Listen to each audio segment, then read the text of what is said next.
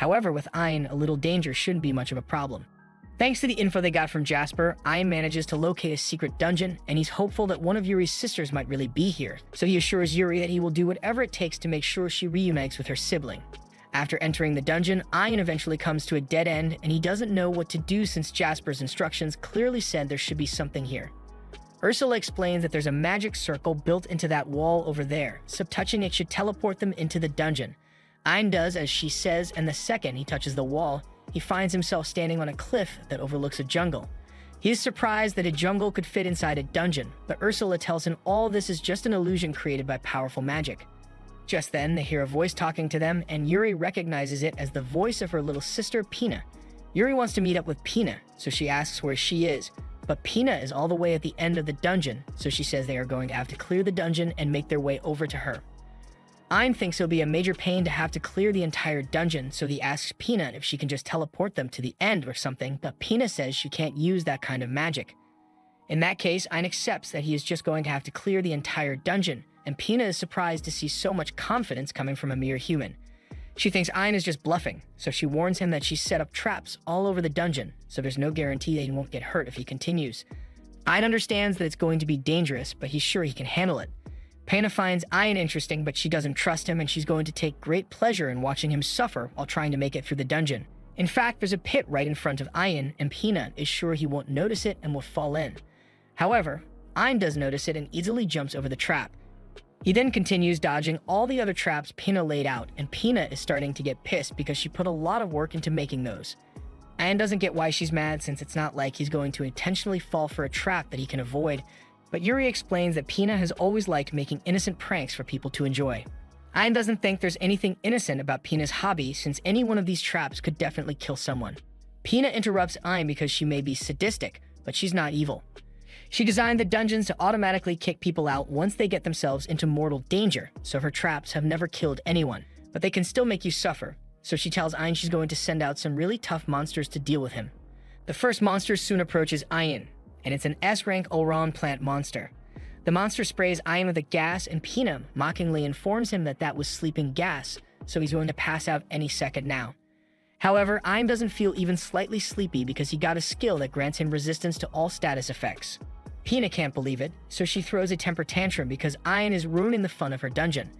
Ain understands why she's so frustrated with him taking the dungeon on so easily, but he's doing this for Yuri's sake, so he pulls out his sword and cuts the Elrond down. He then appraises the monster, but while he's distracted, something hits him in the head. It looks like another monster is attacking him from the shadows, but Ain can't see anything.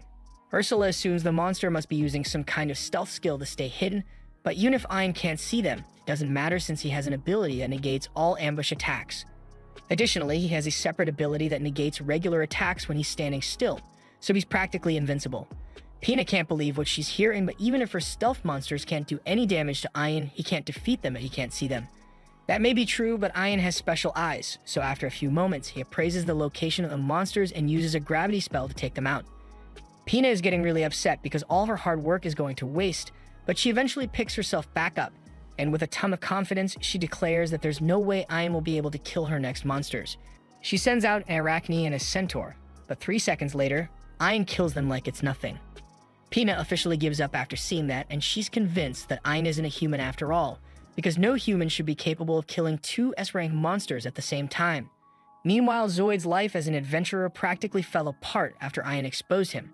As he walks back into the guild, all the adventurers start giving him the side-eye because they all know about him using Ain as bait. While there, Zoid happens to run into Jolene, and he's glad because there's no way she can look down on him for what he did when she was in on it. But he was wrong. Jolene switched sides the second Zoid became an outcast, and she even turns on the waterworks to make people believe she did nothing wrong. Zoid tells her to stop lying and reminds everyone that she was the one who cast the spell to paralyze Ain, but Jolene just says she had no choice because Zoid threatened her, and that's all it took for the blame to be placed firmly on Zoid's shoulders. Zoid is kicked out of the guild and reminded that no adventurer would ever want to team up with the likes of him again. Zoid doesn't understand why everyone is treating him like an outcast all of a sudden because he's sure any one of them would have left Ain as bait if they were surrounded by wolves. He blames Ain for this whole mess because if Ain had just let himself die, then Zoid's secret would never have come out.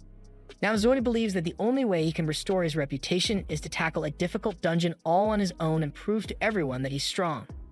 He decides to take on a C-rank quest that happens to be in the same dungeon Ayan went into. Normally, a C-rank mission would be impossible for him, but he can do it. Just then, he hears a sound coming from behind him, so he gets scared, but it turns out to be nothing. He is relieved since he thought he might be in serious danger for a second there, but then he accidentally touches the wall that teleports him into this secret dungeon, and now he's definitely in danger. He realizes this must be a secret dungeon, and if that's the case, then it must have strong monsters inside. But Zoid is riding high on his self-confidence to be sure he can handle whatever comes his way. At least that's what he thinks, but after taking 2 steps in, he falls for a pit trap and is about to die. Luckily for him, Pina wasn't lying when she said she doesn't like killing people, so Zoid gets teleported back outside and hears an announcement from Pina saying he can try again if he wants. After realizing he can't die in the dungeon, Zoid thinks this might be his chance to prove himself since he can just keep trying over and over until he gets good enough to clear the dungeon. He heads back in, and he keeps falling for trap after trap, until eventually he's able to make it to a clearing in the forest. However, things don't get much better for him because he ends up coming face to face with a giant S-rank lizard monster, and he immediately gets badly injured. Pina finds this amusing, but she still doesn't want anyone to die in her dungeon, so she tells Zoid she can teleport him out now if he wants. Zoid refuses to give up, but then he gets his arm squished, so he screams out in so much pain that he forgets to say I give up. The lizard is about to attack him again, but before it does, Ayan appears in front of him and kills the lizard in one blow. Zoid is amazed that someone could kill an S-rank monster so easily, but he doesn't realize that the person who just saved him is Ayan. When they both look at each other, Ayan asks Zoid what he's doing here, and Zoid asks the same thing. Ayan explains that he's here because he plans to clear this dungeon and Zoid is kind of in the way right now, so as much as he doesn't like the guy, he asks Yuri to heal his arm and then makes him faint so Pina can teleport him out of the dungeon. Ayan then moves on and eventually comes across the boss's room door, so Pina tells him he's going to have to defeat the boss if he wanted to get to her. Ayan is confused since he thought defeating the dungeon boss would seal the dungeon off, but that's not the case. Ursula tells him that as long as he leaves the dungeon core intact, the dungeon will be able to recover, and since he has confirmation that the dungeon will be fine, he heads inside to take on the boss. However, as he enters, he doesn't see a boss monster anywhere. Just then, the ground begins to shake beneath his feet, so Ayan uses his flight skill to get away, and it is revealed that the monster is a giant tortoise. Ayan freaks out a little because that thing is massive, but panicking won't help defeat it, so Ayan shoots a flurry of fireballs at it. However, when the smoke clears, no damage has been done to the tortoise. The tortoise then returns fire and shoots a water ball at Ayan, so he counters by parrying it back at the tortoise, but again, this does absolutely no damage to it. Ayan is running out of ideas here because none of his attacks have been effective so far. However, when he takes a closer look, he notices that there's damage on the ground from his fireballs as well as the water bullet, even though he's sure those attacks hit the tortoise directly. He now understands what's going on here, so he lands on the ground and lets the tortoise stomp on him to prove his theory. Just as Ayan expected, the tortoise's stomp does no damage to him because the giant tortoise's body was just an illusion. And now that it has been established that the giant tortoise is an illusion, Ayan casts a spell to dispel the illusion, revealing the true boss monster to be this tiny turd.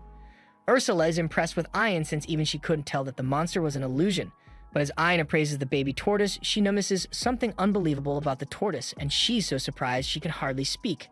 Ayan doesn't understand what Ursula is saying, but even if this little guy is the dungeon boss, Ayan doesn't want to have to kill it, so he asks Pina to just admit defeat. Pina refuses and says she hasn't lost until Ayan kills the tortoise, so Ayan asks her if she's really going to make him kill such an adorable little guy. Pina feels bad, so she admits defeat and says they can enter her room, and once they are inside, Yuri runs into Pina's arms and starts swinging her around until Pina gets dizzy. She apologizes for being so rough, but she was just so excited to see Pina again. Pina then turns to Ayan, and she's still holding a bit of a grudge against him for beating her dungeon so easily, but Yuri tells her not to be mad at Ayan because he's a really nice person. After hearing Yuri defend Ayan like that, Pina realizes Yuri must be in love with him, so she starts teasing her about it, and Yuri gets embarrassed, but she can't really deny it. Now that Yuri and Pina have had their reunion, Pina says she has a favor to ask. She wants to travel with Ayan, and she even offers to give him her spirit core if he agrees to let her tag along. Yuri seems really excited by the idea, so she asks Ayan if he's okay with it, and he doesn't see a problem with it, so everyone is in agreement. Just then, the little tortoise jumps off Ayan's shoulder and transforms into a girl.